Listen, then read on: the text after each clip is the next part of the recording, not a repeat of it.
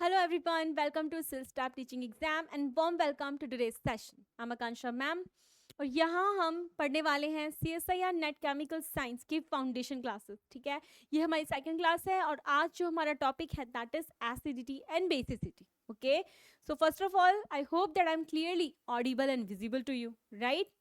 Okay, clearly audible? Yes, चलिए let's move.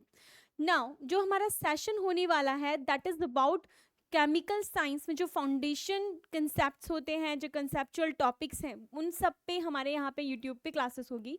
तो for that you should आपको सबसे पहले हमारे यूट्यूब का चैनल सब्सक्राइब करना है, राइट? तो हमारा चैनल आप सब्सक्राइब कर लीजिए अगर आपने अभी तक नहीं किया है, और सेशन को लाइक कर दीजिए, right?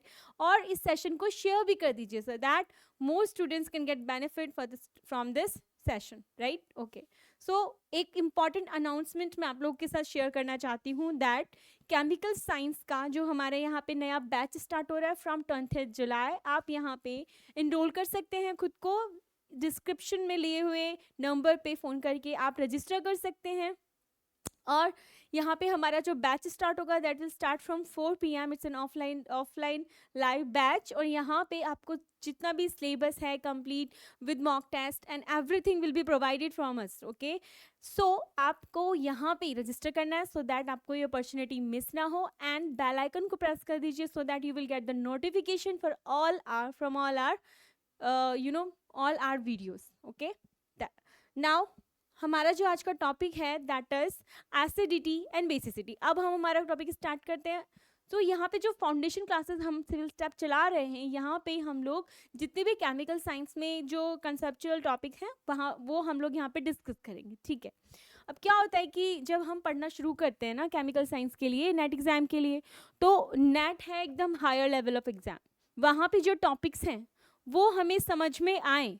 So in order to understand those topics at that level, we should know all the concepts. Okay, so जो concepts है वो हमें अगर पता होंगे तो हम easily जो नेट सिलेबस का सिलेबस है वो हम कवर कर सकते हैं. क्लियर? तो दैट्स वाई हम यहाँ पे फाउंडेशन क्लासेस लेके आए हैं फॉर द ऑर्गेनिक केमिस्ट्री. हम लोग यहाँ पे पढ़ रहे हैं. तो हमारा जो टॉपिक है आज का that is acidity and basicity concept. हम बहुत लोअर क्लासेस से पढ़ रहे हैं कि एसिडिटी होती है, बेसिसिटी होती है. 9-10 से स्टार्ट हो जाता है ये एसिडिटी एंड बेसिसिटी का कंसेप्ट. अब एसिडिटी और बेसिसिटी को अगर हम डिफाइन करें तो क्या होता है?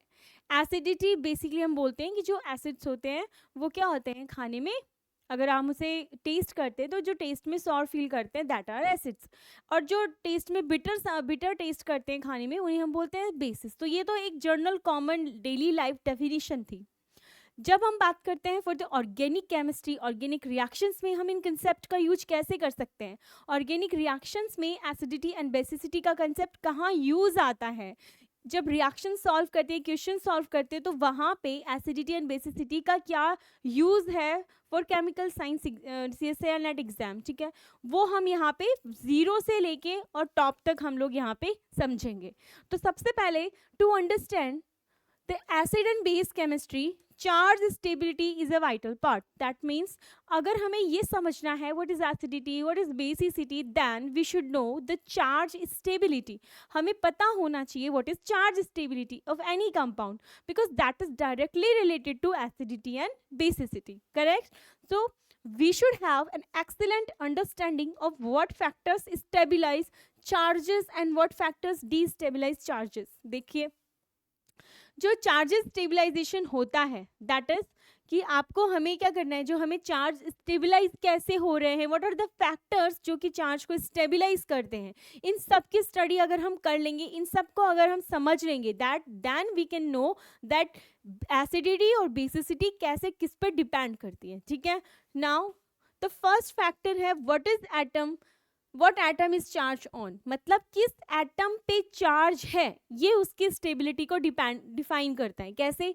To determine charges stability. अब जैसे कोई भी चार्ज अगर मैं बात कर रही हूँ कैटायन हो या एनायन हो, चार्जेस का मतलब क्या होता है? एनायन, कैटायन और एनायन. चार्ज का मतलब होता है दैट पॉजिटिव और negative. These are two charges on atom, positive and negative, cation and anion. तो इनकी जो स्टेबिलिटी होती है इसकी हम बात करते हैं. तो जो डिटरमाइन द चार्ज स्टेबिलिटी हमें क्या पता होना चाहिए, वी शुड मस्ट चेक कि eight which atom the charge is on, किस एटम पे चार्ज प्रेजेंट है। अब इसका जो बेसिक कंसेप्ट है स्टूडेंट्स वो बस इतना सा है that high electronegative atom has tendency to bear negative charge. जो एटम जिनकी इलेक्ट्रोनेगेटिविटी ज़्यादा होती है like oxygen and fluorine, they have the tendency to bear negative charges. Okay, उनकी टेंडेंसी होती है कि वो नेगेटिव चार्ज बेयर करते हैं। That means if negative charge present on higher electronegative atoms, that is more stable as compared to negative charge present of less electronegative atom.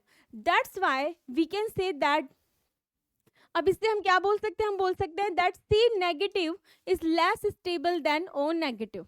ठीक है, यहाँ पे क्या है कि जो ऑक्सीजन है नेगेटिव में ये ज्यादा स्टेबल है एज कंपेयर टू C नेगेटिव। Why? Because oxygen is more electronegative than carbon, that's why the negative charge is stable on oxygen, okay, not on carbon.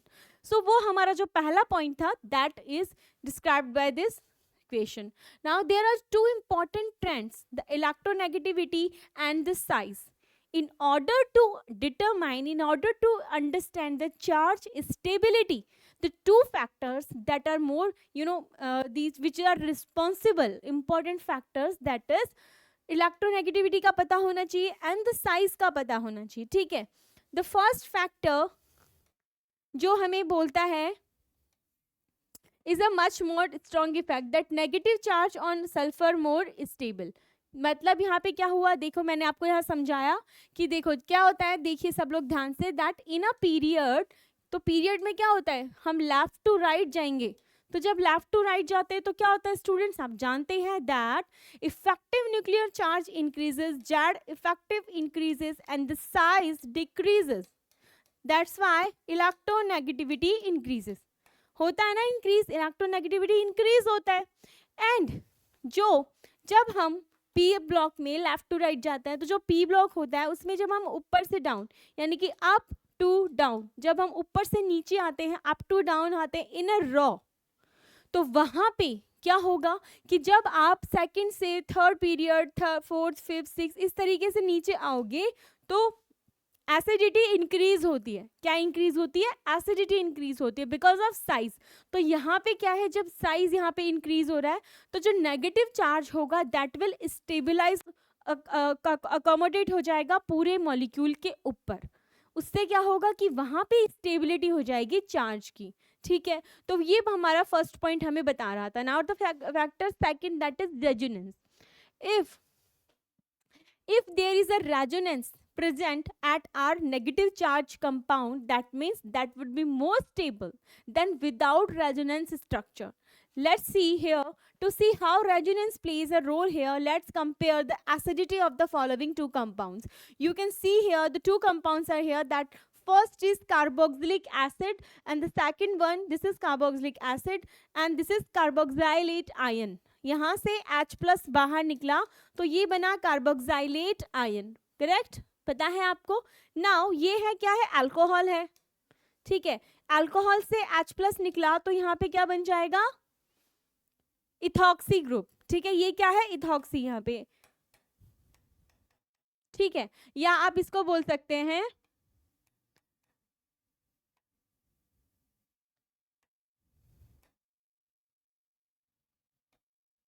इथेनोलेट ion. ठीक है, तो यहाँ पे दो आयन बने हुए हैं, एक तो अल्कोहल में से आपने H प्लस निकाला नेगेटिव आ गया, एक कार्बोक्सिलिक एसिड में से H प्लस निकाला नेगेटिव आ गया। Now you have to compare the both stability of the both compound and you have to tell that which one is more stable, correct। अब आप कैसे बताओगे, you can explain the stability of this carboxylate ion on the basis of resonance. In this carboxylate ion, the resonance is present. You can see here that double bonded electrons will shift towards oxygen because oxygen is more electronegative, correct, though it will abstract electron towards itself and there will be a positive charge at the carbon, so negative, it will giving electron here. So this kind of resonance is present in carboxylate ion but not in the alcohol. That's why carboxylate ion is much more stable than our alcohol. Clear? ठीक है, दोनों के पास acidic H थी, लेकिन किसकी acidic H ज्यादा, मतलब किसकी एसिडिटी ज्यादा स्टेबल है, जिस पर कॉन्जुगेट, जिसका जो नेगेटिव चार्ज स्टेबल होगा उसकी एसिडिटी भी स्टेबल होगी. इस वजह से हमारा कार्बोक्सिलिक एसिड क्या होता है, ज्यादा स्टेबल होता है बिकॉज ऑफ रेजोनेंस. ठीक है, so that's how resonance plays an important role in determining the charge stability. Clear? ठीक है, चलिए नेक्स्ट चलते हैं ना. Factor number 3, induction. अब आप जानते हैं what is induction. Inductive effect. Inductive effect works through the molecular plane. It works through the sigma electron framework. ठीक है, when we talk about resonance, it works through the pi density, pi electron density. But when we talk about inductive effect, the inductive effect work through sigma framework. इसका मतलब क्या है, जैसे जो भी molecular plane में कार्बन दूसरे carbon से सिग्मा बॉन्ड के थ्रू अटैच है, तो उस सिग्मा बॉन्ड के थ्रू ही वहाँ पे इंडक्टिव इफेक्ट वर्क करता है. Inductive effect works when there is a electronegativity difference between two atoms which are bonded with each other. जिन भी एटम्स के बीच में बॉन्ड बना है वो वहाँ पे क्या होता है, इलेक्ट्रोनेगेटिविटी डिफरेंस है, तो वहाँ इंडक्टिव इफेक्ट वर्क करेगा. एंड प्लस माइनस आई से हम इसे शो करते हैं. ठीक है, अब ये तो हो गया इंडक्टिव इफेक्ट. अब आप मुझे बताइए दैट कि जो चार्ज स्टेबिलिटी में है इसमें इंडक्टिव इफेक्ट कैसे काम करता है. तो let's understand it by using an example. The example here is carboxylic acid. लिखा हुआ है यहाँ पे, दिख रहा है आपको. एंड यहाँ पे कार्बोक्सिलिक एसिड के अल्फा कार्बन पे हमने क्या किया है, सब्स्टिट्यूशन कर दिया क्लोरीन का. हाइड्रोजन को हटाया है और क्लोरीन को लगाया है. तो देखो यहाँ पे जो कार्बन है इसके पास 3 हाइड्रोजन प्रेजेंट है और कार्बन हाइड्रोजन बॉन्ड में कोई इलेक्ट्रोनेगेटिविटी नहीं होती. ठीक है, बट कार्बन और क्लोरीन के बीच में इलेक्ट्रोनेगेटिविटी डिफरेंस है. ऑफ कोर्स बहुत बड़ा डिफरेंस है. दैट मीन्स यहाँ पे जो क्लोरीन है माइनस आई लगा रहा है. क्या लगा रहा है स्टूडेंट्स? माइनस आई. तो जब माइनस आई लगाएगा दैट मीन्स यहाँ पे जो ये माइनस आई दिख रहा है आपको, ये क्या कर रहा है, चार्ज, इस चार्ज को स्टेबल करेगा. किस चार्ज को स्टेबल करेगा स्टूडेंट्स? यहाँ पे जब ये H प्लस निकलेगा, नेगेटिव आएगा, तो इस चार्ज को स्टेबल माइनस आई कर रहा है. That means our charge stability we can explain on the basis of inductive effect also. Clear?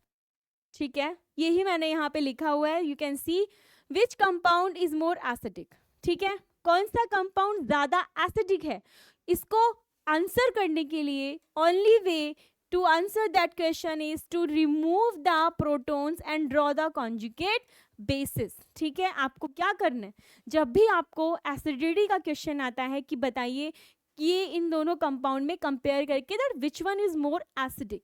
Now जब भी आपको इस टाइप का क्वेश्चन आएगा तो आपको क्या करना है, आपको H प्लस रिमूव करिए. जहाँ पे एसिडिक H आपको दिख रही है, first remove that acidic H. After that जो H प्लस निकालोगे तो नेगेटिव बनेगा, उसे हम क्या बोलते हैं, बेस बोलते हैं. देखो जो एसिड था उसने H प्लस निकाली, तो जो बनने वाला है वो कॉन्जुगेट बेस हो गया. तो कॉन्जुगेट बेस की स्टेबिलिटी आपको चेक करनी है. ठीक है, यहाँ देखिए ये नेगेटिव निकाला तो ये बन गया, नेगेटिव निकाला तो ये बन गया. अभी ये दोनों क्या है, कॉन्जुगेट बेस. कॉन्जुगेट बेस किसके कॉन्जुगेट बेस है, एसिड के कॉन्जुगेट बेस है. आप मुझे बताइए इन दोनों की स्टेबिलिटी में से किसकी स्टेबिलिटी ज्यादा है. तो आप बोलोगे ma'am this one is more stable because it has 3 minus I chlorine group. So due to minus I effect of CCl3, ये पूरा CCl3 क्या दे रहा है, minus I. Negative ion stabilize becomes more stable. समझ में आया? दैट मीन्स अगर हमें एसिडिटी बतानी है तो हमें क्या चेक करना है, चार्ज, जो नेगेटिव चार्ज है वो स्टेबल होगा. जिस कंपाउंड का नेगेटिव चार्ज स्टेबल होगा उसकी एसिडिटी सबसे ज्यादा होगी. ठीक है, तो ये पूरा हमारा कंक्लूजन इस टॉपिक का. Now let's solve A question that will clear your concept. Okay, the question is that for each pair of compound below predict the which one will be more acidic. यहाँ पे कुछ आपको pairs दिखाई दे रहे हैं, आपको बताना है कि कौन सा ज्यादा acidic है in each pair.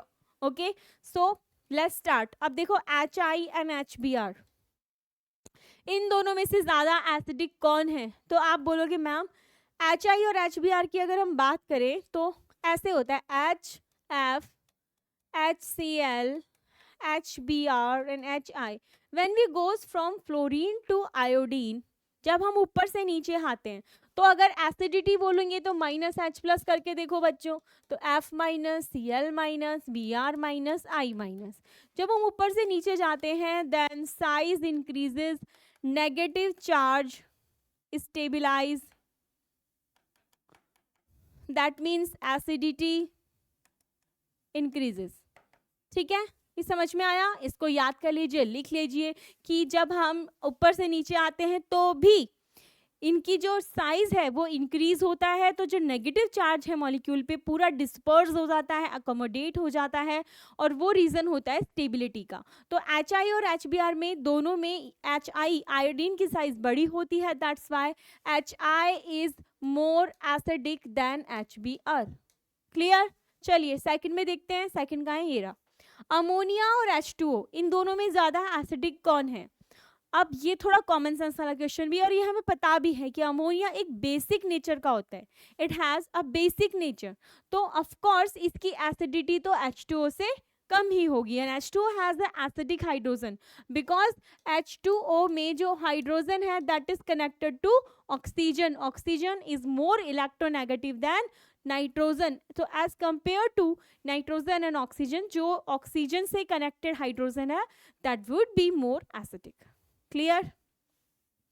और देखो इसको आप ऐसे बता सकते हो कि एसिडिटी पूछा है तो चलिए ये हो गया NH2 माइनस मैम, इसमें हमने H प्लस निकाल दिया, यहाँ पे हो गया OH माइनस.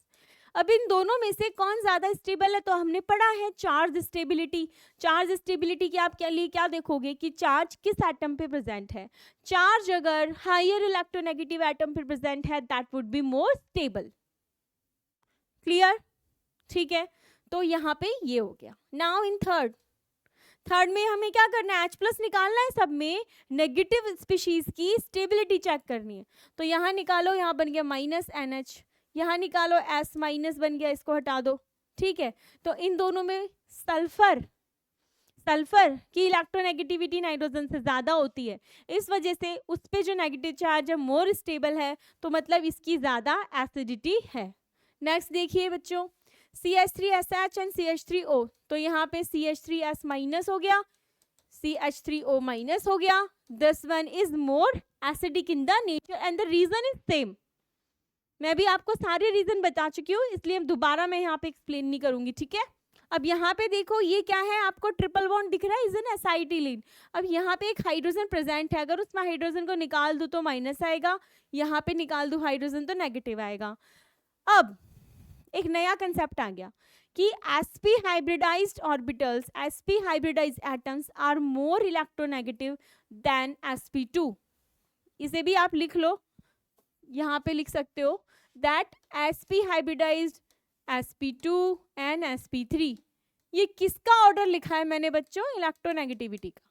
ठीक है, सो इलेक्ट्रोनेगेटिविटी sp2 की ज्यादा होती है then sp then sp2 then sp3. तो इन दोनों में से कौन एसिडिक है? ये इसमें देखो 6 में इन दोनों में से कौन एसिडिक है? ये वाला पार्ट तो आप बोलोगे मैम सेम है, CF3 एंड यहाँ पे क्या है? CCl3. अब CF3 more electronegative chlorine less electronegative than fluorine. That means minus I जहाँ पे ज्यादा होगा, चार्ज स्टेबल भी वहाँ पे ज्यादा होगा और एसिडिक भी वो मॉलिक्यूल ज्यादा होगा. That means as compare to in both that this compound is more acidic than the other one. Clear? चलिए next, now the acidic nature of compound. तो देखिए यहाँ पे अब मैं आपको बताने वाली हूँ कि जब भी आपको एसिडिक नेचर ऑफ कंपाउंड का क्वेश्चन आता है तो किन किन बातों का ध्यान रखना है, और कहीं पे कुछ भी पढ़ने की जरूरत नहीं है, अब बस ये ट्रिक याद कर लो. ठीक है, रियल में ये ट्रिक ही आपके काम आएंगी एसिडिटी और बेसिसिटी के क्वेश्चन सॉल्व करने में. तो क्या आपको देखना है जब भी आप डील करते हो acidic nature of any compound, तो क्या चेक करोगे? सबसे पहले H plus removal from the compound. सबसे पहला काम है H प्लस को रिमूव करना. दूसरा काम है negative formed anion should be stable. जो नेगेटिव बना है that should be stable. Third, if negative is stable is equal to strong acidic nature. अगर नेगेटिव आपका स्टेबल है दैट मीन्स जो नेचर है आपके कंपाउंड का वो क्या है, एसिडिक नेचर है, बहुत स्ट्रॉन्ग एसिडिक है.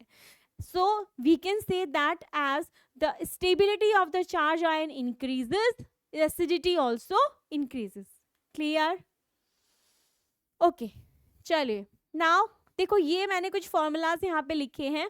These formulas are really important और ये आपके लिए काम आएंगे हमेशा. जब भी आप क्वेश्चन सॉल्व करोगे आपके दिमाग में ये फॉर्मूलाज आने चाहिए. ठीक है. अब देखिए acidic nature of compound. Acidic nature of compound किसके प्रोपोर्शनल होता है? The stability of the conjugate base. ठीक है, हम पढ़ चुके हैं, सब डिस्कस किया है, मैंने एक फॉर्मूला के फॉर्म में लिखा है. Then strength of the electron withdrawing group. तो acidic nature of compound is proportional to electron withdrawing group strength. इसका मतलब है कि जितना ज्यादा कोई इलेक्ट्रॉन विथड्रॉइंग ग्रुप प्रेजेंट होगा उतनी ही ज्यादा उसकी एसिडिटी होगी. ठीक है, and that means it's inversely proportional to electron releasing group. अगर कोई electron releasing group present है तो क्या होगा? acidity decrease हो जाएगी. Now इस चीज को मैं एक फॉर्मूला के फॉर्म में लिख देती हूँ, that minus r, acidity is proportional to minus r minus h minus I and inversely proportional to plus I plus r plus h. Clear everyone? देख लीजिए ये फॉर्मूलाज और इनको उतार लो क्योंकि यही है जो आपके काम आने वाले हैं. ठीक है, चलिए next.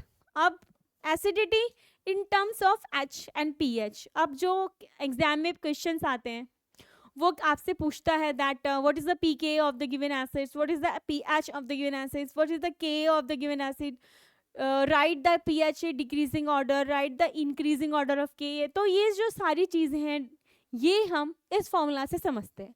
Acidity can be explain in term of. Acidity आप किस किस टर्म में एक्सप्लेन कर सकते हैं? तो आप बोलोगे मैम हम एसिडिटी को H प्लस आयन के कंसंट्रेशन के से भी हम इसे एक्सप्लेन करते हैं. That if the H plus ion concentration in a solution increases that means acidity also increases. ठीक है, तो H प्लस आयन हो गया, acidity is proportional to H plus ion. Clear? और pH क्या होता है? pH is the negative log of the H plus ion concentration. तो inversely proportional हो गया, तो मैंने लिखा है inversely proportional to pH. ठीक है, अब आप जानते हो that in the acidity there is a constant Ka, acid dissociation constant.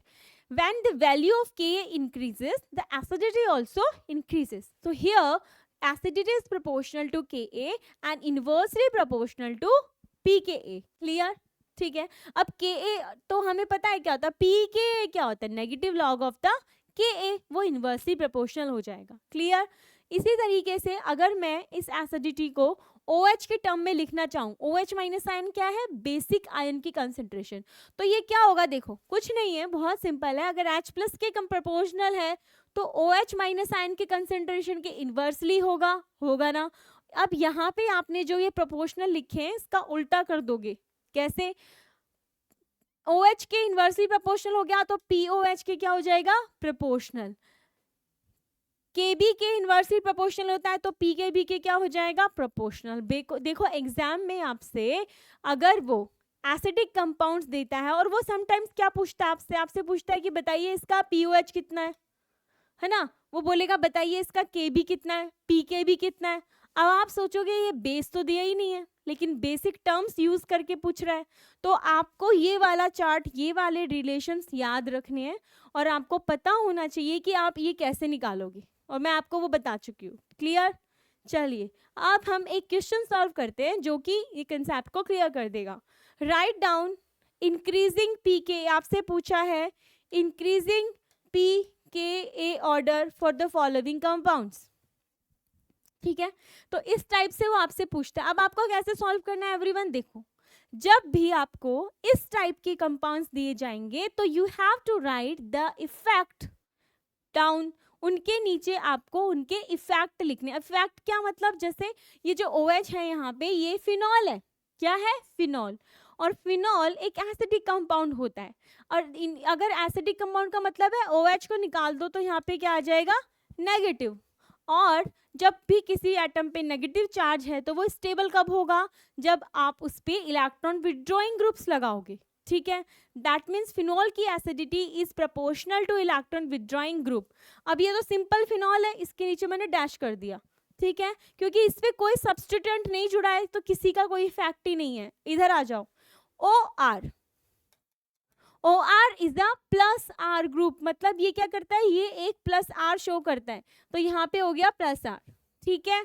ये क्लोरीन है, क्लोरीन भी प्लस आर दिखाता है -I, NO2 -R दिखाता है -I। अब मैंने सबके नीचे इफेक्ट लिख दिए हैं। अब आप देखो, इंक्रीजिंग ऑर्डर ऑफ pKa, हम जानते हैं that acidity is proportional to Ka, inversely proportional to pKa, मतलब जिसकी pKa सबसे कम है मतलब उसकी एसिडिटी सबसे ज़्यादा है। तो ये जो इंक्रीजिंग ऑर्डर आप लिख रहे हो ना, ये क्या लिख रहे हो, एसिडिक, हायर एसिडिटी से लोअर एसिडिटी वाला ऑर्डर लिख रहे हो। तो सबसे ज़्यादा एसिडिक बताओ कौन है, तो वो होगा जहाँ पे नेगेटिव चार्ज स्टेबलाइज होगा, मतलब D। तो मैं यहाँ पे देखो एसिडिटी का ऑर्डर लिख रही हूँ एवरीवन, सबसे ज़्यादा एसिडिक है D, उससे कम एसिडिक कौन है, अब यहाँ पे प्लस आर, यहाँ पे भी प्लस आर, तो ये दोनों प्लस आर दिखा रहे हैं, लेकिन प्लस आर ज़्यादा किसका है, तो आप बोलोगे मैम प्लस आर ज़्यादा OR का है, तो मतलब ये सबसे इसके बाद में एसिडिक कौन है, ये, इसके पास कोई भी इफेक्ट नहीं है, मतलब ये एसिडिक है, तो हो गया A के बाद C के बाद B। तो देखो ये है हमारा एसिडिटी का ऑर्डर, एसिडिटी का ऑर्डर निकाल लिया। अब आपसे pKa का ऑर्डर पूछा है, तो pKa का ऑर्डर क्या हो जाएगा बच्चों, इनवर्सली प्रोपोर्शनल, मतलब ऑपोजिट हो जाएगा। अब आप ऑपोजिट लिख दो pKa का ऑर्डर, कैसे लिखोगे, आप लिखोगे pKa इक्वल्स टू इंक्रीजिंग, मतलब बढ़ता हुआ, तो सबसे कम सबसे ज्यादा एसिडिक है D, उसके बाद A, उसके बाद C, उसके बाद B, मतलब B का pKa सबसे ज्यादा है क्योंकि ये लीस्ट एसिडिक है। क्लियर, समझ में आया सबको, ठीक है। That's how you have to solve questions. Now basic nature of the compound. अब किसी भी कंपाउंड की अगर मैं बेसिक नेचर की बात करती हूँ तो क्या होगा, जब आप बेसिक नेचर की बात करते हैं दैट मीन्स बेस का टेंडेंसी है H+ को एक्सेप्ट करना, तो H+ एक्सेप्टेंस जिसकी सबसे ज़्यादा होगी वो ही सबसे ज़्यादा बेसिक होगा। तो आपको देखना है कि acceptance of the H+ ion, H+ ion को एक्सेप्ट करने के बाद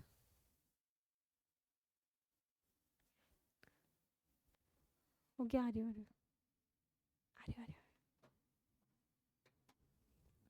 के बाद में वो क्या होना चाहिए, उसकी इलेक्ट्रॉन रिलीजिंग इंक्रीज होनी चाहिए बेसिसिटी ऑफ द कंपाउंड, ठीक है।